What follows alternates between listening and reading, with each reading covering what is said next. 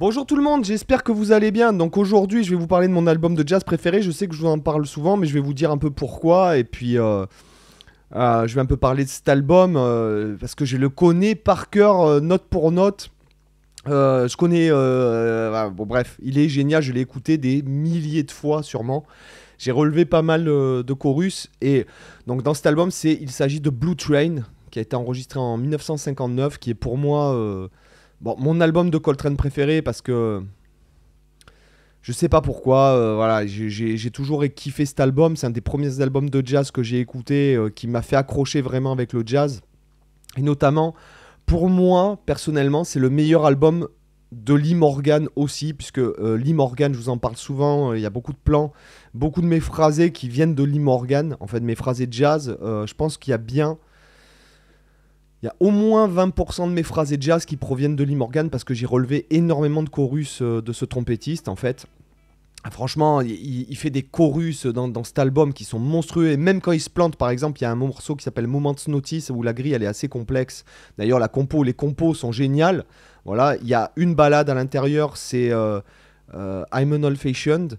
Et rien que, je crois qu'il le joue en mi bémol alors qu'originalement il est en fa. Enfin, usuellement on le joue en fa, mais là il le joue en mi bémol. Rien que l'exposition du thème de Coltrane, tu fais waouh, punaise, ça tue. Et le chorus, donc il y a un chorus de Curtis Fuller au trombone. Et après, t'as Lee Morgan quand il rentre, c'est monstrueux.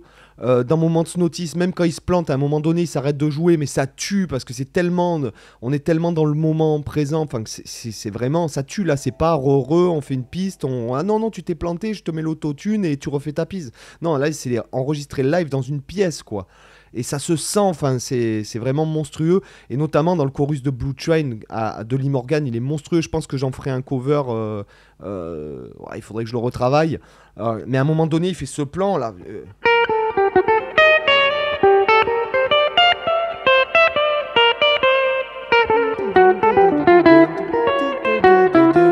Ouais, voilà, c'est ça.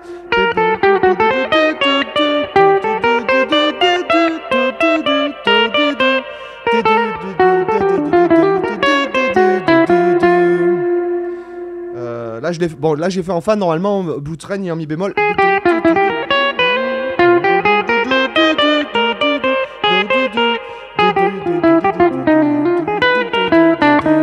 Putain, ça tue, quoi. Rien que ce phrasé, quoi. Mais il est monstrueux, il y en a plein d'autres.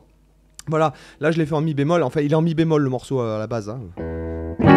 Et il finit par un beau accord à l'Hendrix, vous pouvez l'entendre à la fin. Enfin, c'est monstrueux, le chorus de Coltrane. Et si jamais vous avez l'album où il y a l'alternative take de Coltrane, le chorus de Coltrane, il est encore meilleur, mais le chorus de Lee Morgan est beaucoup moins bon, en fait. Donc, à mon avis, ils ont gardé la prise parce que le chorus de Lee Morgan, il était tellement énormissime que... Ah, je te jure, rien que quand il finit son chorus sur Blue Train avec ce plan...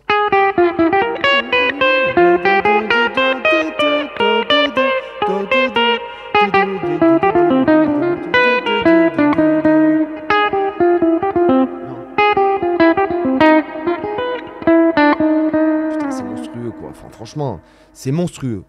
Il retient, il le joue vraiment au fond du temps, etc. Enfin, vraiment, c'est monstrueux.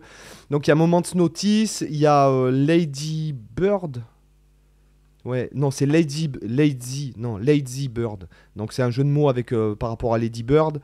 Bref, tous les titres de cet album tuent. Les chorus de contrebasse, ils tuent aussi. Le chorus de piano, je crois que c'est Kenny Drew Jr. Je me souviens plus le nom de... Attendez, je regarde, je vérifie. Oui, voilà, c'est Kenny Drew au piano, donc Curtis Fuller au trombone, Paul Chambers à la contre et Philly Joe Jones à la contrebasse. Donc voilà, cet album, je vous le conseille, franchement, il est monstrueux. Voilà, là, je peux même vous montrer ce petit plan là. C'est sur l'Anatole en fait. C'est sur l'Anatole de la fin du blues en fait.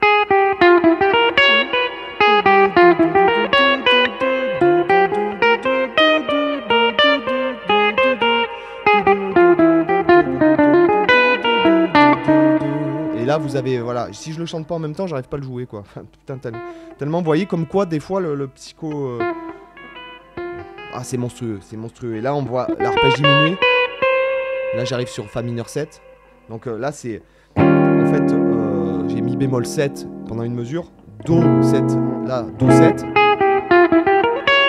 Fa mineur. 2. 2.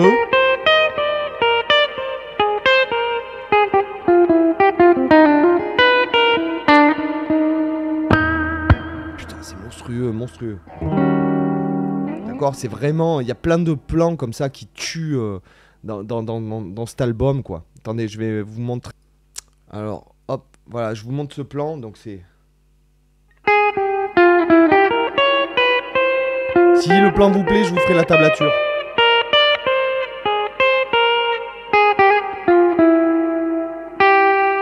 Et à partir de là...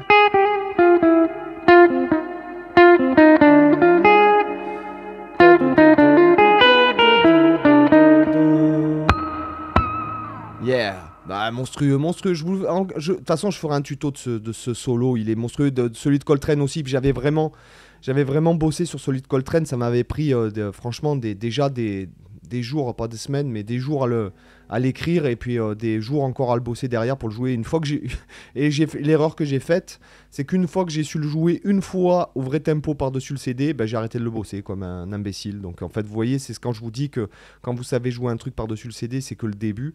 Donc voilà. Les gars, j'espère que ça vous a intéressé. Je vous conseille vivement d'acheter cet album, de l'écouter, de le poncer parce que c'est vraiment monstrueux. Et puis je vous dis à demain pour une autre vidéo. Bye, ciao.